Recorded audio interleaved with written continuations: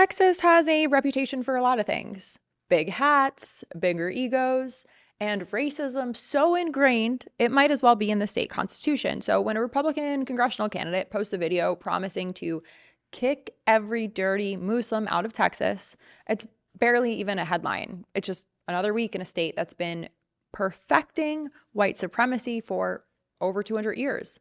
Valentina Gomez just dropped her campaign video for Texas's 31st congressional district, and is exactly what you'd expect from a place that was literally founded because white settlers wanted to keep enslaving people. She promises to save your daughters from getting raped by Muhammad and warns that Texas is falling to Islam and vows to make the state the worst place for groomies, terrorists, Muslims, pedophiles, and illegals to live in. So help me God. And that's a direct quote. That's her actual pitch to voters. Stick with me here because I'm going to talk about why this kind of hatred always eats itself alive eventually. Gomez thinks she's building a movement, but what's actually happening here is she's destroying the exact social fabric that keeps communities functioning. And spoiler, you can't sustain this level of rage forever without it cracking. The thing about Texas is that this kind of rhetoric has always had a very special place here in Texas and part of their home. This is a state that succeeded from Mexico partly to preserve slavery, and it joined the Confederacy, never reckoned with any of it, and has spent its last century and a half just rebranding the same white supremacy over and over. First, it was slavery, then segregation, then states' rights, and now border security. And now it's protecting Christian values from Islamic takeover.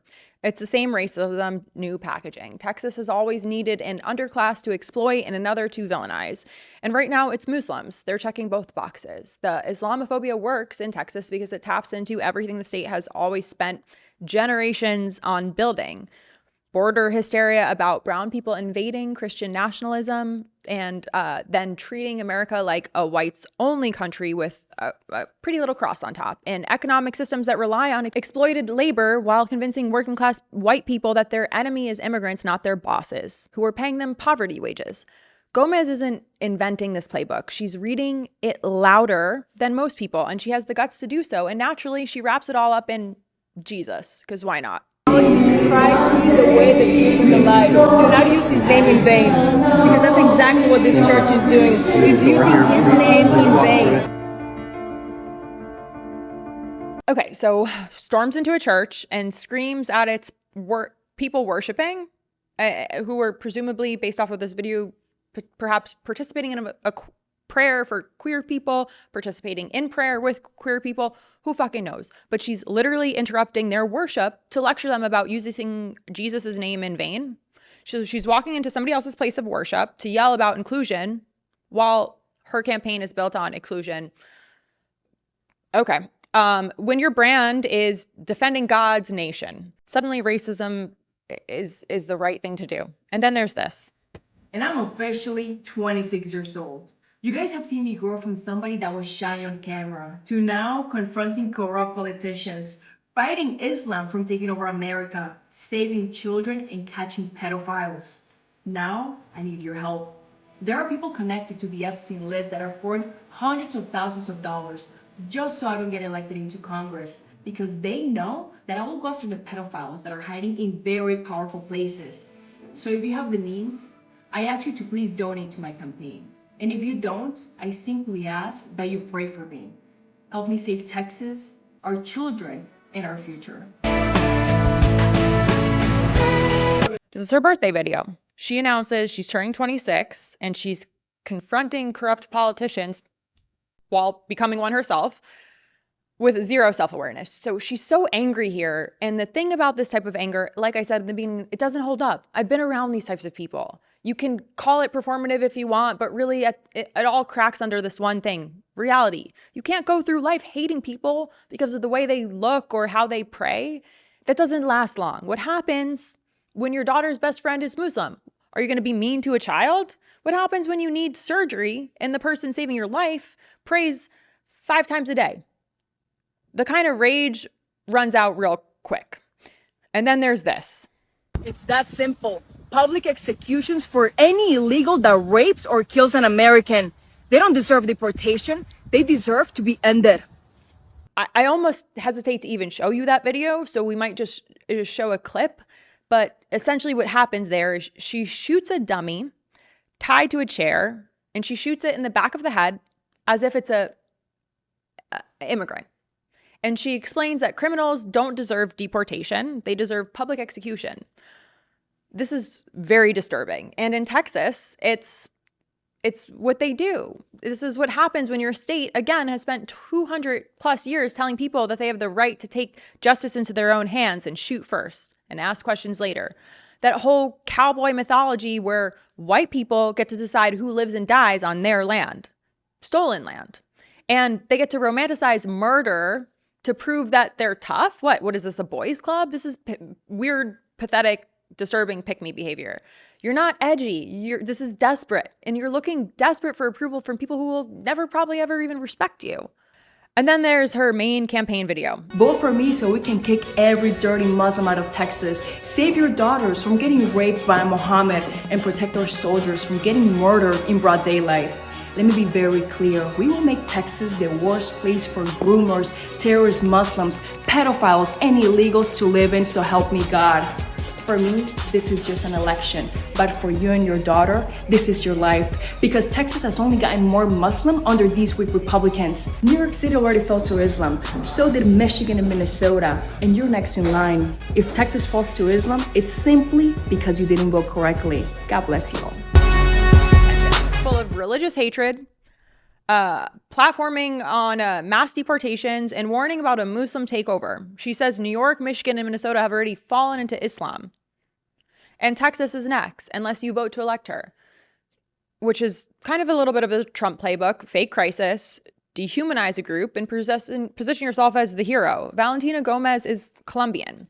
She comes from a family that immigrated to the United States, and now she's running a campaign built on the fear of immigrants and religious minorities. Make it make sense. Because here's the thing about Islamophobia. It tends to be politically convenient. And historically, unfortunately, it's been effective for a lot of people. Muslims are only about 1% of the US population, making them an easy target. And post 9/11 propaganda spent 2 decades conditioning Americans to so unfairly associate Islam with terrorism, even though Muslim Americans commit crimes at significantly lower rates than the general public. And domestic terrorism in the US is overwhelmingly committed by, get this, far-right extremists. Facts don't matter, though, when you're building a movement on fear. The playbook is the same old thing. Pick a minority group or an underrepresented group or a group historically excluded from power. Claim they're a threat. Position yourself as the hero. And it's the same tactic that people used against Jewish people in the 1930s in Germany, and Japanese Americans in the 1940s, Black Americans during Jim Crow. Muslims are just the current target because they seem like they could just fit into that threatening category, and they're small enough that they can't fight back. And in Texas, specifically, where there's over 1,200 miles of border with Mexico, this has been weaponized for a century. Fear-mongering about brown people. And now let's just add Muslims to the mix to support this false narrative around invaders and an expansion of existing infrastructure. And here's the thing. This kind of racism, it's going to bite you in the ass eventually. What happens, again, when you show up in the hospital in the middle of the night and your surgeon saving your life is Muslim? What happens when your house floods during a hurricane and your Muslim neighbor is the one pulling you out of the water? What happens when your kid's teacher, your coworker, the person fixing your car, part of your community, somebody you spent years dehumanizing? You don't get to choose your neighbors. You don't get to pick who saves you when everything goes sideways. Community is community. And when you spend your time villainizing an entire group of people, you're not just being cruel. This is part of destroying the social fabric that actually keeps everyone safe.